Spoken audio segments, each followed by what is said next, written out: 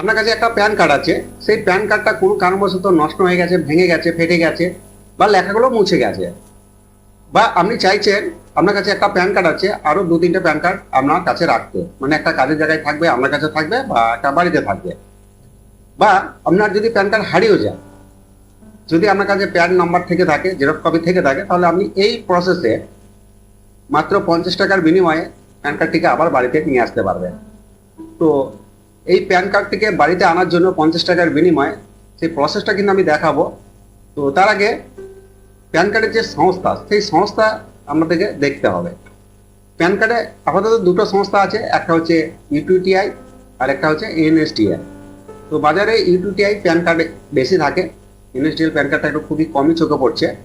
তো আমি দুটো প্রসেসকেই দেখিয়ে দেবো যে কোন প্রসেসে 50 টাকার বিনিময়ে আপনার প্যান কার্ডকে আবার বাড়িতে নিয়ে আসতে পারবেন।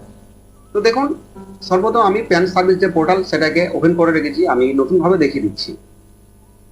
এর জন্য আপনার মোবাইলে বা কম্পিউটারে যে কোনো একটি ব্রাউজারকে ওপেন করবেন এবং গুগল সার্চ বারে লিখবেন।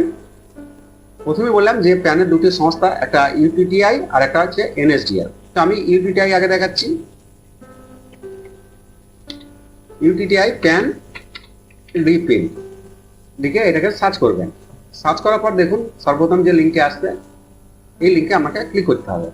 তো এই লিঙ্কে ক্লিক করার পর আপনার সামনে এই ধরনের অপশন আসবে। তো নিচে দিকে স্ক্রল করে দেখতে পাবেন রিপ্রিন্ট প্যান কার্ড এবং রিজেনারেট প্যান কার্ড। এখানে দুটি অপশন আছে, আমি দুটো অপশনকেই দেখাবো কোন কোন কাজের জন্য লাগে এটা।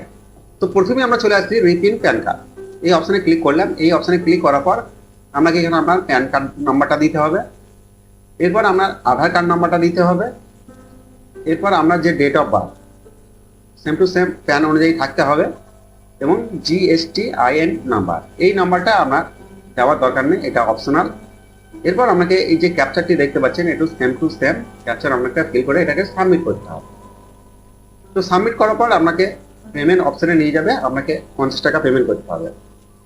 তারপর দেখবেন আপনার একটি অ্যাকনলেজমেন্ট স্লিপ পেয়ে যাবেন, সেটা রেখে দেবেন।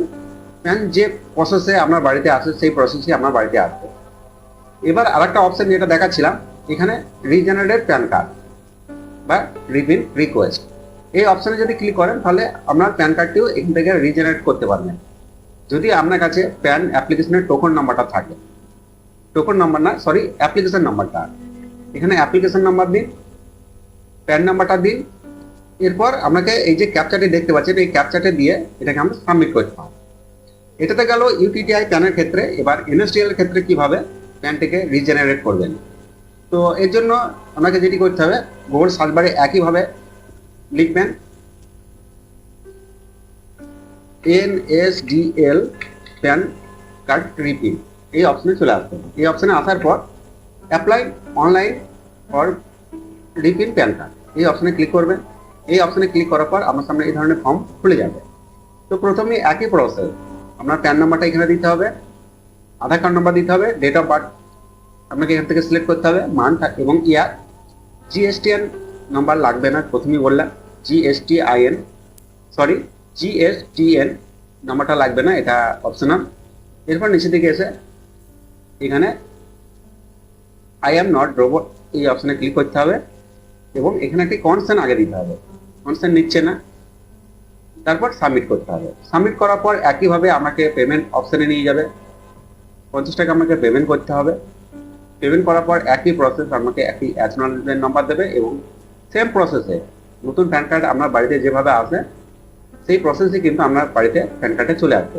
আপনি চাইলে 2, 3, 4, 5টা প্যান কার্ড এভাবে কিন্তু নিতে পারেন, কোনো রকম অসুবিধা হবে না, একই প্যান কার্ড রিজেনারেট করে নিতে পারেন। তো ভিডিওটা এই পর্যন্ত। ভিডিও যদি ভালো লাগে থাকে তাহলে অবশ্যই ভিডিওতে লাইক করে চ্যানেলটাকে সাবস্ক্রাইব করতে ভুলবেন না। আমি ছিলাম রবীন্দ্র।